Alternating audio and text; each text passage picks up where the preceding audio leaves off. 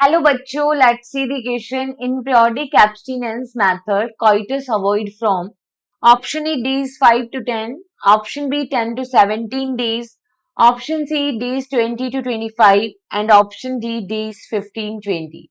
So firstly see about the key concept for this question, and here we are going to discuss about that what is periodic abstinence.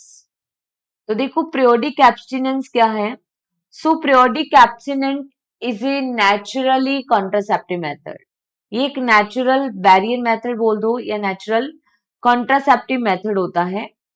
ठीक है, इसमें कोई भी device का इस्तेमाल नहीं किया जाता. और पीरियोडिक एब्स्टिनेंस में क्या होता है बेसिकली. पीरियोडिक एब्स्टिनेंस इसमें हम देखते हैं कि टेम्परेरी अवॉइडेंस ऑफ कॉपुलेशन. इसमें क्या किया जाता है, टेम्परेरी अवॉइड किया जाता है कॉपुलेशन को.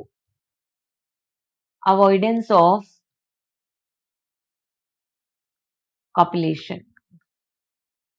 देखिए फीमेल में क्या होता है, मेंस्ट्रुअल साइकिल जो है वो 28 डेज का होता है.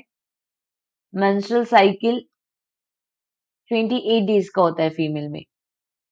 और उनमें ओव्यूलेशन जो है, ओव्यूलेशन होता है 14th डे. तो फीमेल के अंदर जो फर्टाइल पीरियड होता है, फर्टाइल पीरियड वो पीरियड होता है जिसमें फर्टिलाइजेशन के चांसेस मैक्सिमम है.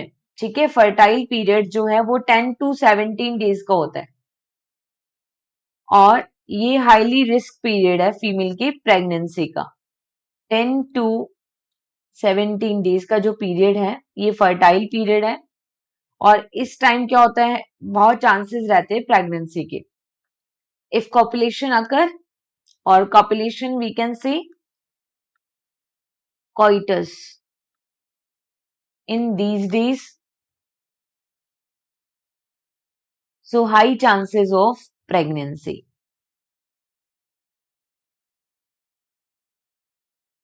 राइट.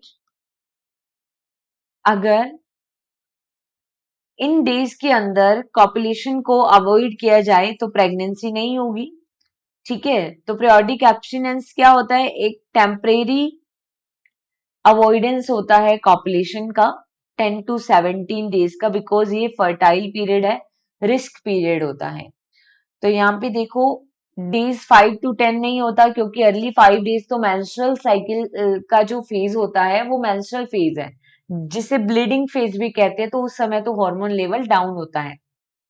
10 to 17 डेज आएगा. ठीक है, 20 to 25 डेज नहीं, क्योंकि ये क्या होती है, ल्यूटियल फेज चली जाती है. उस समय भी जो हार्मोन, उस समय एंडोमेट्रियम लेयर का ब्रेकडाउन होना स्टार्ट होने लगता है. तो यहाँ पे जो करेक्ट आंसर आएगा that is only option B. Hope you understood it well. Best of luck.